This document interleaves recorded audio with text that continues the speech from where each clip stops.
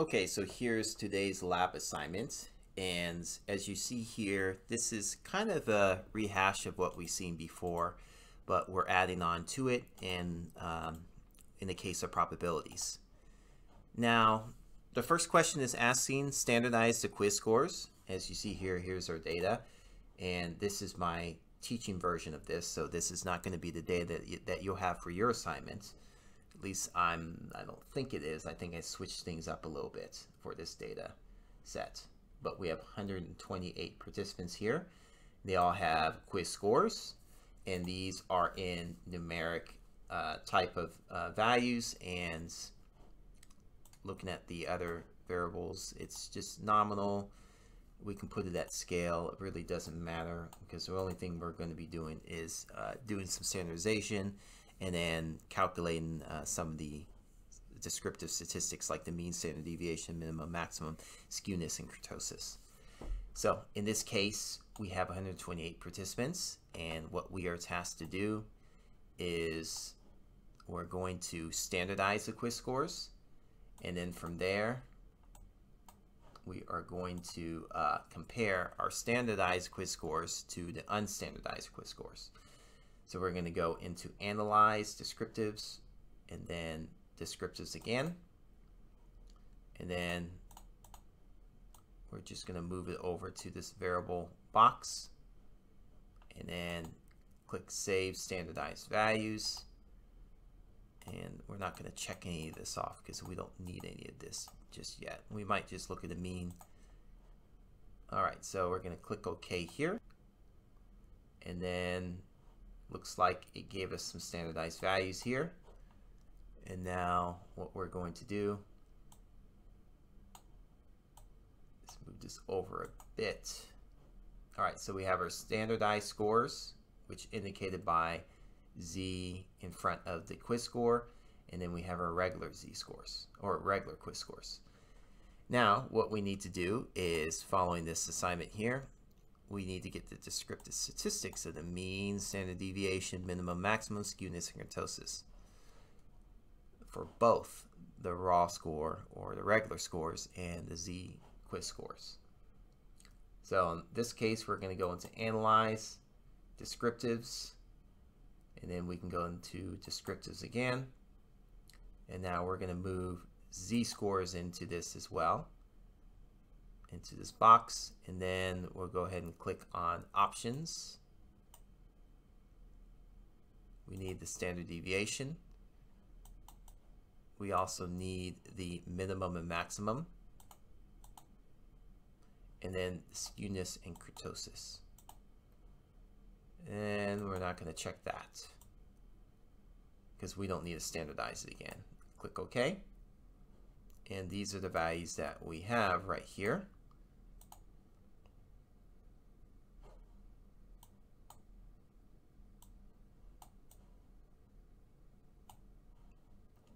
All right, so you'll need to place these values in the designated areas here. And in this case, we have quiz scores.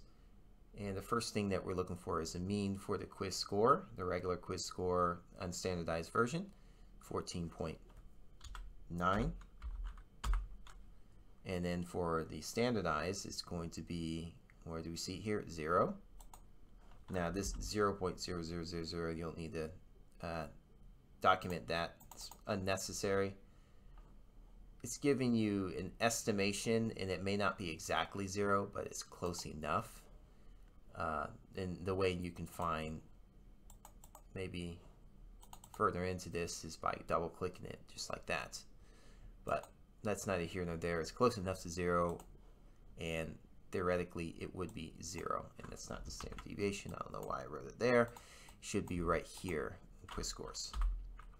Now the standard deviation right here is 4.63. And then for the standardized version of it, it's 1.0 or just 1. And then minimum and maximum. Let's look at this. Minimum for the Z score is going to be negative 3.21.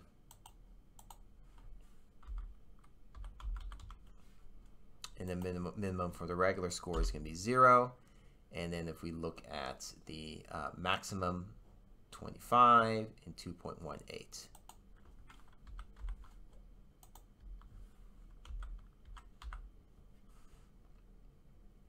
And we also have a skewness right here of negative 1.840.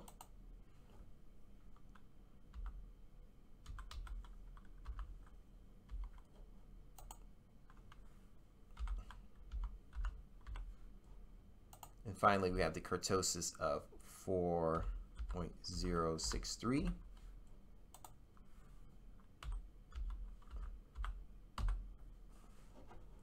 And then it's asking you to compare the results that you have here. And you can simply explain by using stuff that you learned from class, the textbook, and so on and so forth, to explain the reason why the z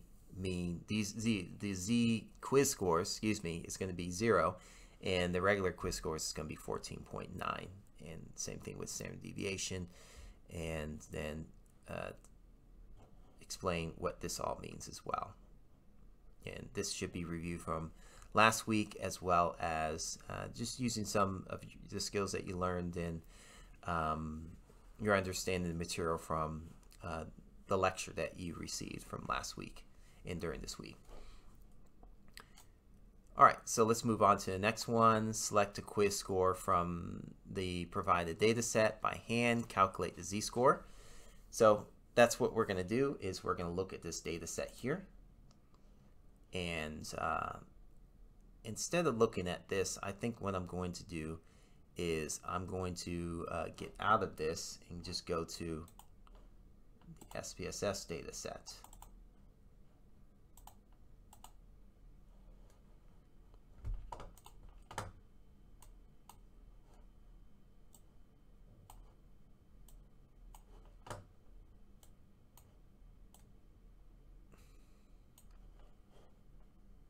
And I might need that Epic pen again, so give me a sec.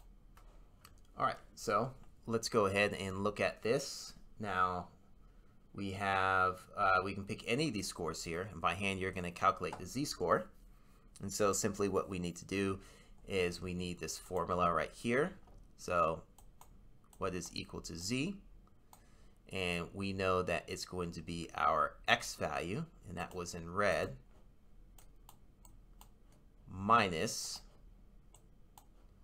the mean divided by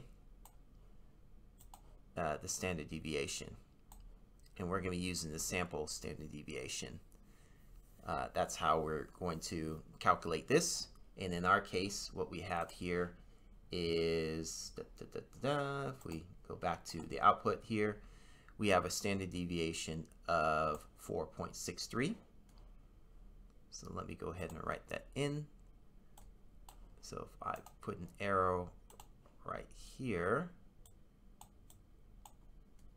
this is going to be 4.63.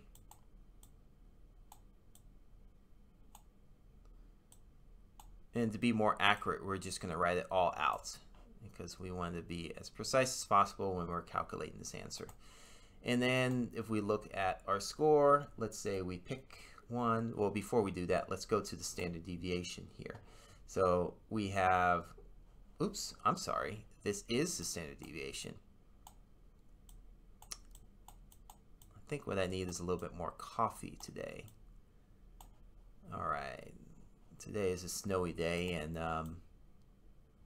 things get a little bit topsy-turvy when it comes to snow conditions here. All right, so let's see here. Now this is our mean, which is 14.9. And now we have our score.